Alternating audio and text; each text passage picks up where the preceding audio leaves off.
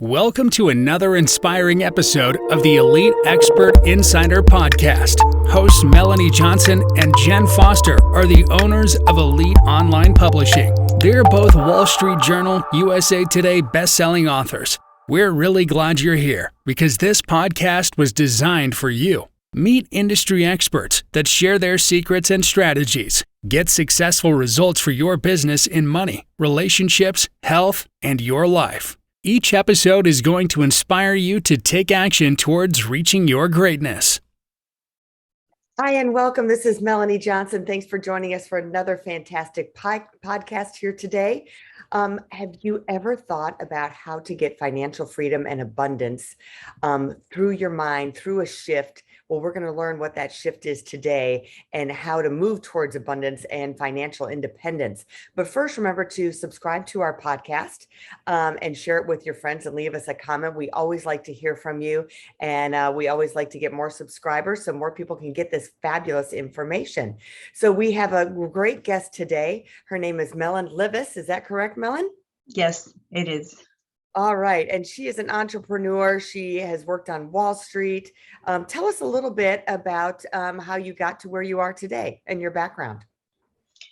Well, my background actually is far from where I am right now. So I'm a first generation immigrant. I came to the United States over 30 years ago from former Soviet Union, Lithuania. And I started as a florist assistant because even though I had a master's degree in physics, I didn't speak the language. So it took me 1 year to self-teach English. And my first professional job was an IT consultant for Merrill Lynch. And from there, I climbed corporate ladder and worked on Wall Street for many years for major Wall Street companies, Deutsche Bank, Morgan Stanley, Dean Witter, Bankers Trust, American Express, etc. And I felt I became a senior executive, good money, prestigious job, a beautiful house in the suburbs. And at some point, I felt very disenchanted with this work. Mm-hmm. And I just felt like something was just eating me inside, like I was dying inside. And one day, sitting in my office, I asked myself, like, do you see yourself living like that for another 10, 20 years? And the answer was absolutely not. Mm-hmm. So at the same time, my personal life, my marriage was falling apart. So I decided to dare and change my life. And by the way, that's the name of my company now, Dare to Change Life. So I walked out of my marriage, even though on the surface, it was very financially convenient and my family were deeply disagree with my decision. Let me just leave it at that. And I also decided to leave my company and I went to the Wharton Business School. I thought that, I didn't know what my next best step is. So I felt that, well, maybe this prestigious business school will give me the answer. Guess what? It did not. So I graduated with an MBA degree from the Wharton Business School, but I still didn't know what the hell I wanted. Mm-hmm. So that was, at that time, I was living in my tiny rundown apartment in Hoboken, New Jersey, trying to figure out what's next for me. Mm-hmm. And I finally took pause and I asked myself, what is it that really you want? What does it drive you? What makes you, what is your core value? I think that was the question. And the answer was freedom. I wanted to be free from being with men just because I wasn't sure that I can support myself, working for a boss who I was not aligned on maybe different levels. And I definitely didn't want to depend on government because I experienced that when we just came to the United States. So I said, okay, so freedom how? And the answer was, you have to be financially free, financially independent. But how can you achieve financial independence? And the answer was multiple sources of income.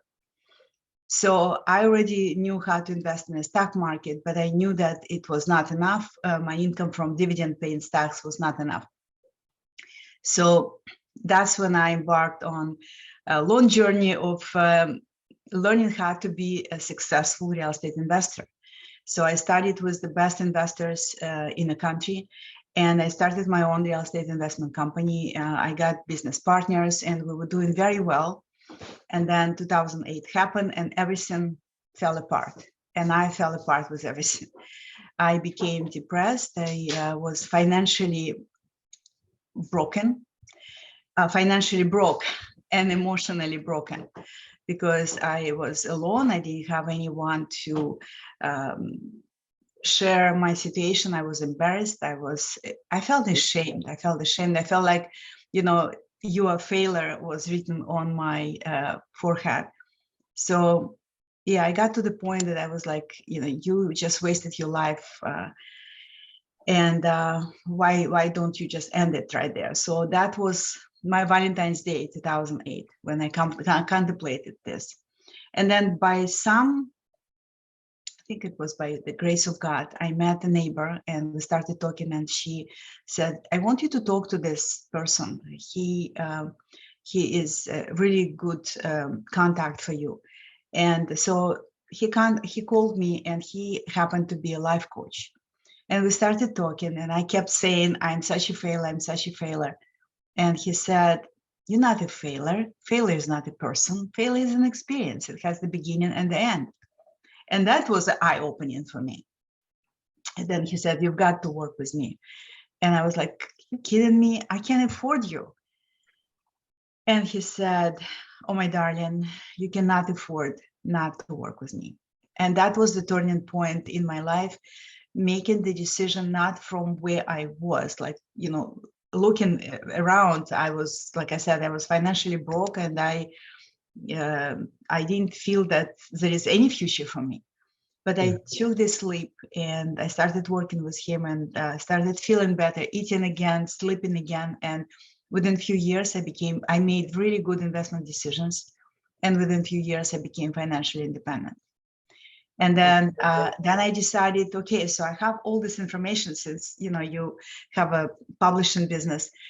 I have all this information, and I felt pregnant with it, like literally pregnant. It was like I needed to give birth to this, and I didn't know how, because I never wrote books until that point. And I was like, you're not a writer.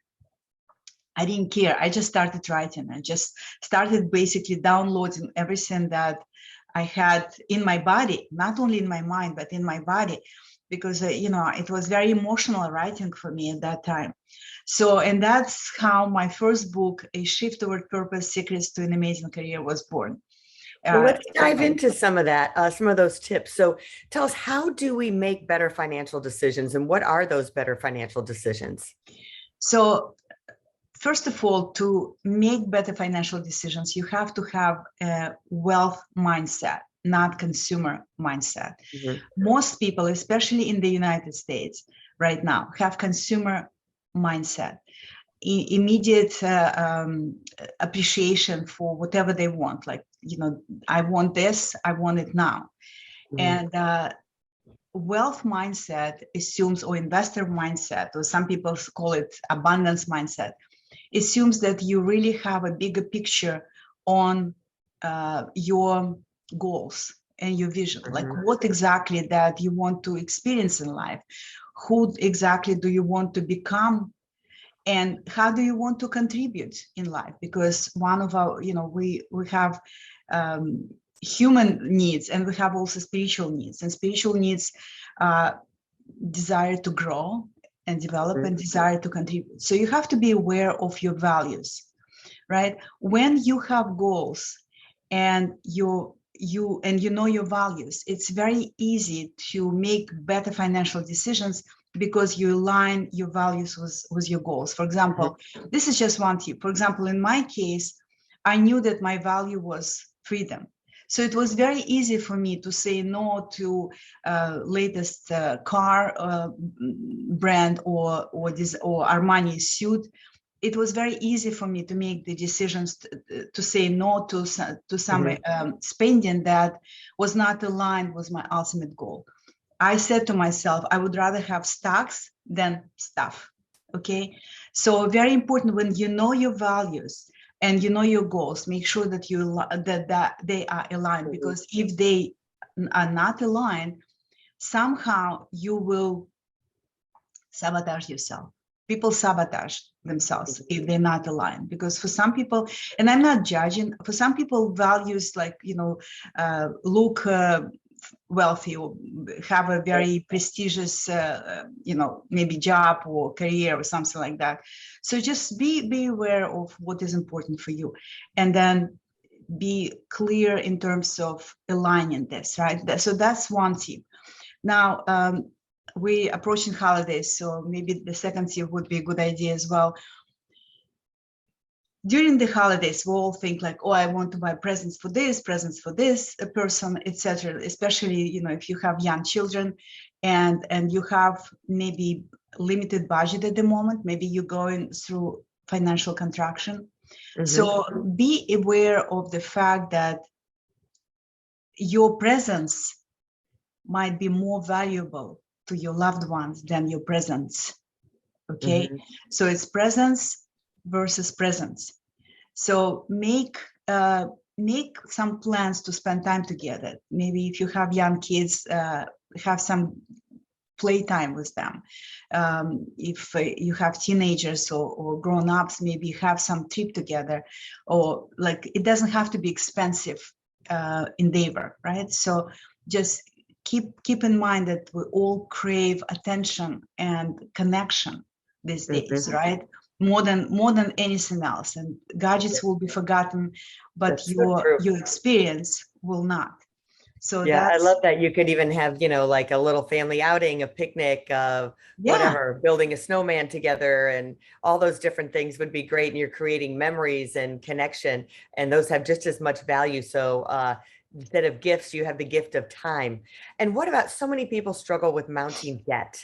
I mean, they have credit card debt, they have mortgages, they have car loans, they have all these different things. And it gets overwhelming at any age. And especially, I think, the younger group that is just coming out of college, and all of a sudden the real life hits them that, oh my gosh, I have to pay my student loan, and now I have to pay for an apartment rent, and I have to pay for a car. And how do you address that?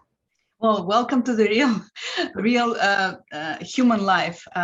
I want to share 4 levers for managing your cash flow, because everyone has to have an idea what is coming in, what is coming out, right? We've got to know our cash flow, our numbers. So, and there are 4 levers for that. So one lever is mindset. You have to have a mindset, like I shared earlier, mindset of a wealth builder, not wealth consumer. So maybe if, again, know your values and say no to certain things because you want to build wealth, not debt. Okay, so that's the first lever. The second obvious lever is income. If you feel that income right now obviously is not sufficient, then you have to find another sources of income, additional sources of income. And yes, maybe it's additional side hustle, maybe it's a different job or different business, but you have to be really very clear and very honest if income is the lever that you need to focus on. The third lever is budget, or your spending pattern. So you have to really look, what can you do, what maybe money leaks you have, what can you stop spending on, right? We all have a certain subscriptions that we subscribed a long time ago, and now we just forgot that we're paying for this because it's on automatic payment, right? So look at your money leaks and decide what you can stop. And then the fourth lever is debt. So there is a good debt and bad debt. Okay, good debt is leverage. When you buying a property, for example, that's a good debt because you assuming that your borrowing cost is less than the appreciation of the property, for example, right? But also there is a bad debt, and bad debt is a consumer debt. So if you accumulated so much debt on your credit card, this is very, very important that it becomes your priority, and basically you've got to be responsible for paying off the debt, right? Yeah, I know that some people accumulate a lot of debt and they declare bankruptcy. I mean, if it's a a matter of like maybe health bills that you had no control over, you had to pay these bills and you had to get into this, then sometimes bankruptcy is a solution just to eliminate the responsibilities of paying all these credit cards debt. But unless it's something like that, unless it's something that you absolutely had no way of not getting into, if it's maybe car loan debt, right? Or, you know what, frankly, even college loan. Not everybody has to get into loans to go to college. Because if it's a career that requires license, for example, like a doctor, maybe a lawyer or something, then you have no choice. But you have to be very clear that you getting yourself into that. You have to make plans how you're gonna pay it off. But if it's a career that doesn't require you to have a particular level of education, like PhD, for example, in psychology, right? Then consider something that maybe you could learn and just start your own business. Look how many successful people, millionaires and billionaires, never finished college or have college degree but never used it, right? So think out of the box. And again, consumer debt is a killer. So be very mindful. I would say it's like the mafia. You know, credit card debt is like a loan from the mafia. So you don't want that at all. Well, thank you for coming today. It was great information. Tell everyone where they can find you and more information from you. All right. So I would love to hear from your listeners, because I want to, my mission, my vision is to help 1 million women around the world become financially independent and prosperous.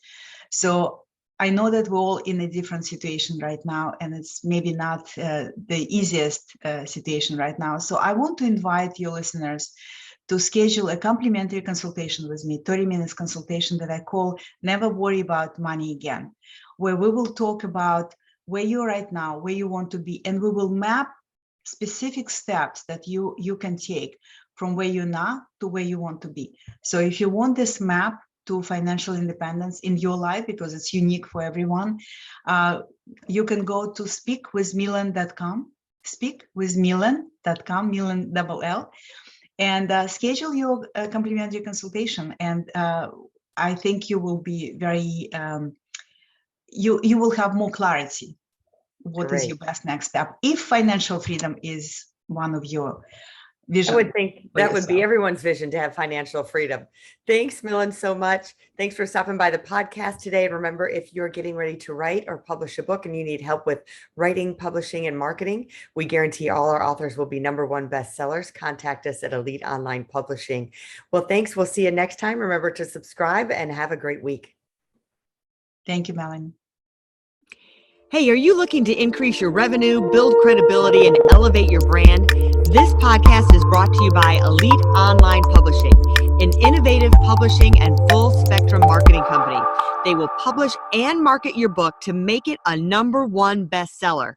Becoming an author is the best way to market your business. So contact them at eliteonlinepublishing.com today. All of their authors become #1 bestsellers.